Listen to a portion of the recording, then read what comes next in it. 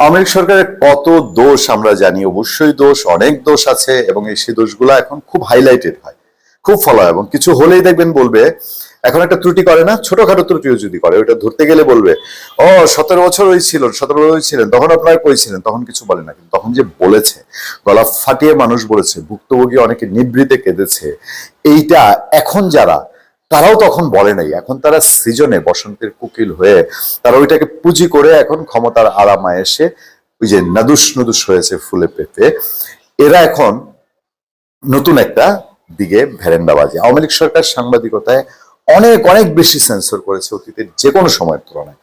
এটা আমরা সাংবাদিকতা করতে গিয়ে দেখেছি, হারে হারে দেখেছি। এই যে আপনাদের পূর্ণিয়ার খোঁজ, পূর্ণিয়ার ভিউয়ে কথা বলি, পূর্ণিয়ার খোঁজে কথা বলতে গিয়ে আমাদের কি ধরনের সিচুয়েশন তৈরি হয়েছে। নট দ্যাট যে আমরা কোন দল বিরোধী রাজনীতি করি, আমরা সেই সময় আওয়ামী লীগ বিরোধী বলেন, বিএনপি বিরোধী বলেন, জামাত ইসলাম বিরোধী, আমাদের কোন বিরোধিতার ব্যাপার ছিল না। হ্যাঁ, সবসময় বলি একটা মানুষ তার নিজের একটা রাজনৈতিক চুজ থাকতে পারে, সেটা ডিফারেন্ট, কিন্তু আমার কর্মক্ষেত্রে আমি সেই জায়গাটা কখনো করতাম না, কিন্তু আমরা সাফারার হতাম। আমরা টেলিভিশনের সাংবাদিকতা করতে গিয়ে দেখেছি দীর্ঘ প্রায় 2005 থেকে যদি ধরেন আজকে প্রায় 18-20 বছর টেলিভিশনে ছিলাম। সেই টেলিভিশনে থাকা অবস্থাও আমাদেরকে দেখতে হয়েছে কিভাবে আস্তে আস্তে আস্তে আস্তে পরিস্থিতি পতন হয়েছে। খুব দোষ আওয়ামী লীগের, অনেক দোষ, কিন্তু সেই দোষের দোষ তো আপনি হবেন। আপনি তো বৈষম্য বিরোধী কথা বলেছেন, আপনি বলেছেন সেগুলো খারাপ। সেই খারাপের জায়গায় এসে ওই যে আমি বলি যে রেজিনা ইসলাম প্রথম আলো, তাকে কি হেনস্থাটাই করা হয়েছে, একটা নারী সাংবাদিককে পেটানো হয়েছে বলা যায় সচিবালয়ে।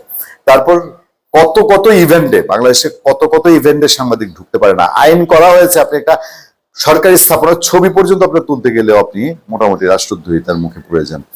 আপনি ইন্টারভিউ করার ক্ষেত্রে আপনাকে এমন এমন সেন্সিটিভ থাকতে হবে, কত কি, আমি সেসব উদাহরণে যাইতে চাই না। এই সরকারের সময় এসে, এই সরকার তো বৈষম্য বিরোধী সরকার, এই সরকার তো ওগুলোকে ফেসিবাদী আচরণ করেছে। এখন সাংবাদিকদেরকে তারা নিষিদ্ধ করেছে, এগ্রিগেশন কার্ড বাতিল করেছে এই সরকারের সময় এসে, এবং চুজ করে করে সাংবাদিকদের সচিবালয়ে ঢুকায়। আওয়ামী লীগের বিরুদ্ধে তো আপনাদের এই অভিযোগ যে আওয়ামী লীগও তার পেইড, তার যারা স্তুতি গায় সেই সব সাংবাদিকদেরকে নাকি সচিবালয়ে ঢুকাতো। তাহলে আপনি কি করছেন? সেই গেল এগ্রিগেশন কার্ড বাতিল। এই যে সেদিন গত সপ্তাহে, এই চলতি সপ্তাহে সচিবালয়ের কর্মচারীদের আন্দোলন, যতক্ষণ আন্দোলন চলেছে সাংবাদিকরা ঢুকতে পারেনি। এখন আবার এসে দেখেন তারা আইন করছে সচিবালয়ের সপ্তাহে 2 দিন, সোমবার এবং বৃহস্পতিবার, এই 2 দিন দর্শনার্থী তো দর্শনার্থী ঢুকতেই পারবে না, সাংবাদিকও ঢুকতে পারবে না। কি লুকাতে চান আপনারা? কি লুকানোর আছে সচিবালয়ে? এই যে বলে তথ্যের ওপেন অবাধ যাতায়াত থাকবে, বাক স্বাধীনতা থাকবে, আওয়ামী লীগ কেড়ে নিয়েছিল, তো আপনি সেটাকে কোথায় নিয়ে যাচ্ছেন? সপ্তাহে 2 দিন কি কারণে, কোন উসিলায়? আরে আপনার হোয়াইট হাউস বা প্যান্টাগনে গত সপ্তাহে সাংবাদিকদের নিষিদ্ধ করা হয়েছিল, সারা ওয়ার্ল্ড ওয়াইড তেলিসমাতি শুরু হয়ে গেছে। আপনি কি ডোনাল্ড ট্রাম্পের মতন কোন খেলায় আছেন? তারা মুখে মুখে শান্তির কথা বলে আর ভেতরে ভেতরে যুদ্ধ বাজায়। আনালে সচিবালয়ের সাংবাদিকরা কেন যেতে পারবে না? আওয়ামী লীগের দোষ আবার বলি, সোমবার সচিবালয়ে দর্শনার্থী নিষিদ্ধ করেছিল, ঠিক আছে, ক্যাবিনেট মিটিং, তখনকার প্রাইম মিনিস্টার যায়, এরকম একটা বিষয় দাঁড় করানো হয়েছিল, তারপরেও সেটা ঠিক না। কাজ কাজের মতন চলবে।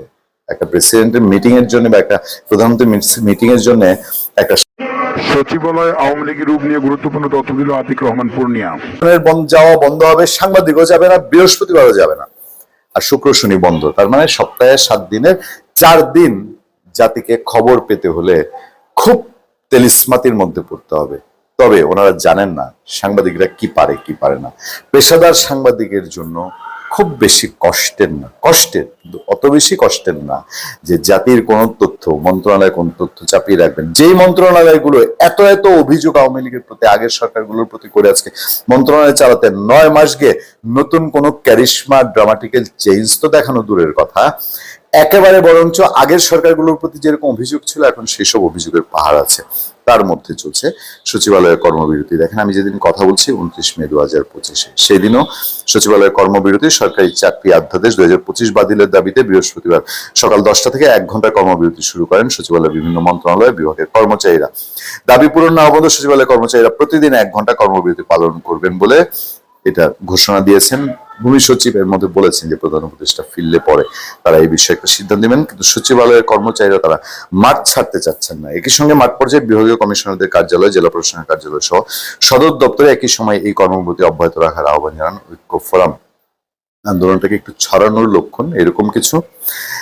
দাবি পূরণ না হলে 31 মের পর থেকে নতুন কর্মসূচি, এইসব পরিপ্রেক্ষিতে জনপ্রশাসন মন্ত্রণালয়ের অবস্থিত সচিবালয় কেন্দ্রীয় লাইব্রেরিতে গিয়ে বেশ কিছু সংখ্যক কর্মচারীর জমায়েত দেখতে পান এই প্রতিবেদক।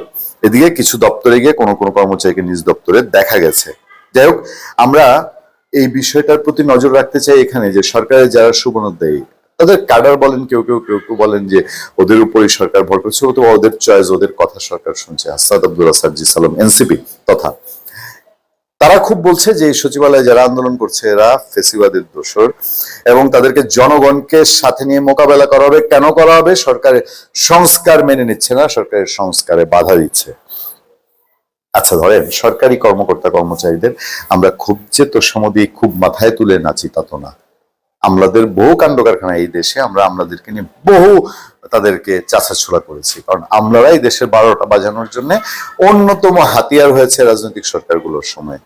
আইন কানুন বিধিবিধান আসতেই পারে এবং আমলাদের দুর্নীতি ঠেকানোর জন্য এবং কর্মচারীদের দুর্নীতি ঠেকানোর জন্য, নৈরাজ্য ঠেকানোর জন্য আসতেই পারে, কিন্তু সেটাকে একটা সিস্টেমেটিক হয়ে আছে না, আলাপ আলোচনা আছে না, মেইন স্টেক হোল্ডার যে তার সঙ্গে কথাবার্তা বলার বিষয় আছে না, সেটা কেন আন্দোলন করে গিয়ে বাধ্য করতে হয়েছে? ধন্যবাদ সবাইকে। ভালো থাকবেন, সুস্থ থাকবেন। সত্য, করুণা এবং সহনশীলতার সাথে আপনার সাথে আমি আতিক রহমান পূর্ণিয়া।